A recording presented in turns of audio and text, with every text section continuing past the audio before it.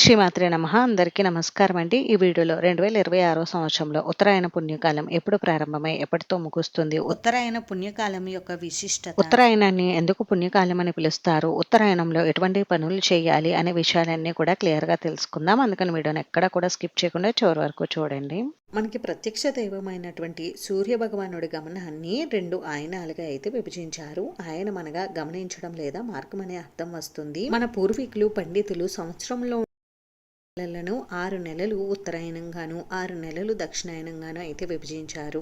సూర్య భగవానుడు దక్షిణం వైపుకు పయనించే కాలాన్ని దక్షిణాయనమని, ఇంకా ఉత్తరానికి పయనించే కాలాన్ని ఉత్తరాయణమని పిలుస్తూ ఉంటారు. సూర్య భగవానుడు మకర రాశిలోకి ప్రవేశిస్తే ఉత్తరాయణంగాను, ఇంకా కర్కాటక రాశిలోకి ప్రవేశిస్తే దక్షిణాయనంగాను నిర్ధారిస్తారు. దీనిని బట్టి చూస్తే ఈ 2026 సంవత్సరంలో ఉత్తరాయణ పుణ్యకాలం 2026 జనవరి 15 గురువారంతో ప్రారంభమయ్యి 2026 జూలై 17 శుక్రవారంతో ముగుస్తుంది.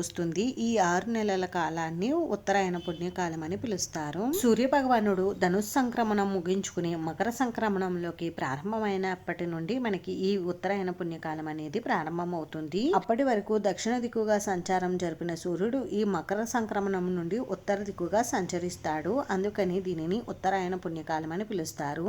సూర్య భగవానుడి గమనం వలన అప్పటి వరకు ఉన్నటువంటి వాతావరణ పరిస్థితులు పూర్తిగా మార్పు చెందుతాయి. ఈ సమయంలో సూర్య భగవానుడు భూమికి దగ్గరగా రావడం వలన సూర్యుని కిరణాలు పూర్తిగా భూమిపై పడి భూమిపై ఉన్నటువంటి సమస్త ప్రాణులకు ఆరోగ్యం సిద్ధించడం ఆరంభమవుతుంది. ఉత్తరాయణ పుణ్యకాలం ఎంతో గొప్పదని భీష్ముడు ఉత్తరాయణ పుణ్యకాలం వచ్చిన తర్వాతే మరణిస్తానని అంపశయ్యపై ఉండి ఉత్తరాయణం ప్రారంభమైన తర్వాత తన ప్రాణాన్ని విడుస్తాడు.